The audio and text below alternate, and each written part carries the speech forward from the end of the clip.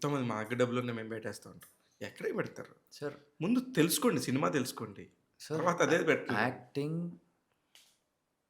And money డబ్బులున్నంత ఉన్న ఒక్క రీజన్‌కి actor అయిపోలేము sir. Correct. Because ఒక యాక్టర్ నేర్చుకోవాల్సింది, నేర్చుకుంటూ ఉండేది, ఆడు చచ్చిపోయేదాకా నేర్చుకుంటూనే ఉంటారు సార్.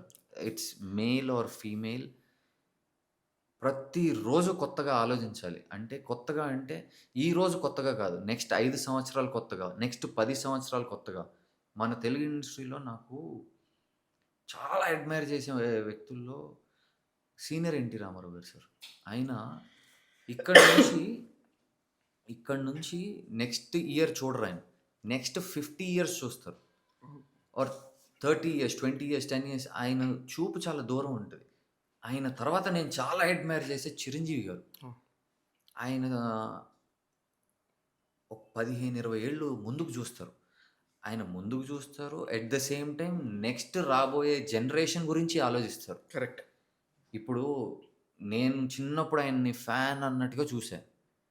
నేను ఐ స్ట్రాంగ్‌లీ బిలీవ్ రేపు నాకు పిల్లలు పుడితే వాళ్ళకి సరదాగా చిరంజీవి గారి సినిమాలు చూపిస్తే వాళ్ళు కూడా ఫ్యాన్ అయిపోతారు. అవును. నిజం. అది ట్రూ. అంత గ్రేస్ ఉంటది. ఒక్కొక్క తరానికి ఒక్కొక్క విజనరీ పుడతారు. So, to my point it's 'NT Rama Rao' గారు అండ్ 'చిరంజీవి' గారు they have seen industry 20, 30, 40, 50 years ahead of time. Correct. దేనికంటే నిజంగానే వాళ్ళొచ్చిన కష్టం, వాళ్ళు చేసిన పెర్ఫార్మన్స్‌లు, వాళ్ళకొచ్చిన అవకాశాన్ని ఎక్కడ తగ్గించుకోకుండా యాహ్! 'ఎన్టీ రామారావు' గారిది కూడా మీరు గమనిస్తే ఆయన చేసింది దాదాపు 250 సినిమాల లోపే ఉంటాయి. కానీ ప్రతి ఒక్క దగ్గర ఇది అందులో చేస్తే ఇంక ఇందులో ఉండదు. ఉండదు. యాహ్! మీరు గమనిస్తే అవును. ప్రతి ఒక్క అవును. దానిలో కూడా సోషల్ తీసుకోండి, అవును. పౌరాణికాలు తీసుకోండి, మైథాలజికల్. యాహ్! అన్నీ దేనిలో అయినా ఒక డిఫరెన్షియేషన్ ఉండాలి. యాహ్! నేను అది అంతకుముందు చేసేసాను. అది నాకు ఇంక అవసరం లేదన్నట్టుగా ఉండేది. ఈస్ ద ఫినామినా టాపిక్ వచ్చింది కాబట్టి చెప్తున్నాను. ఆయన 100 సంవత్సరాలు జరుగుతా ఉంది. అవును సార్. 75 సంవత్సరాలుగా వజ్రోత్సవ వేడుకలు జరుగుతున్నాయండి. సార్. కరెక్ట్‌గా భలే డిస్కషన్ చేశారు ఎన్టీఆర్ గారి సార్. గురించి. మంచి టాపిక్ యాక్చువల్లీ. యాహ్! చిరంజీవి గారు కూడా అంతే. అవును సార్. చిరంజీవి గారు ఇప్పుడు 48 ఇయర్స్. సార్ అసలు కొన్నిసార్లు ఎలా ఉంటదో తెలుసా సార్? నాకు అయి అంటే అడుగు ముందుకి ఎళ్ళట్లేదు, మన వల్ల కాదు, నేను చేయలేనేమో, నాకు రాదేమో అని కంగారు, భయం అనిపిస్తది చూసారు. భయం వస్తది సార్. ఎంతొద్దనుకున్నా కూడా భయం వచ్చినప్పుడు నాకు చిరంజీవి గారి ఇంటి బయట అప్పుడప్పుడు అలా నుంచొని ఎళ్లి మాట్లాడొచ్చా ఆయనతో?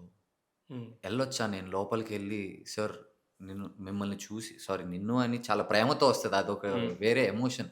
బట్ సార్ మాట్లాడాలనుంది సార్ మీతో. ఏం లేదు జస్ట్ మీరలా కూర్చోండి. మిమ్మల్ని చూసిన ఇన్‌స్పిరేషనే మాకు. నాకు ఇంటి లోపలికెళ్ళాలని ఒక చాలా సార్లు అనిపిస్తది. ఇప్పటికి గూడా అనిపిస్తది నాకు. ఎళ్ళలేదా ఎప్పుడు?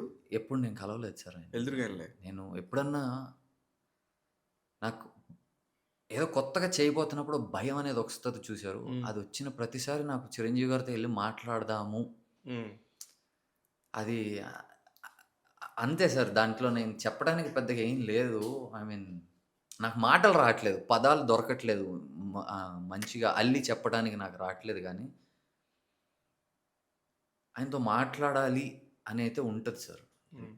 ఎందుకు ఆయన కష్టాన్ని తీరుస్తాడా? కష్టాన్ని తీరుస్తారో లేదో నాకు తెలీదు సార్. హ్మ్. కానీ ధైర్యాన్ని ఇచ్చి పంపగలుగుతారు. అదైతే గ్యారంటీ. సూపర్. యాహ్!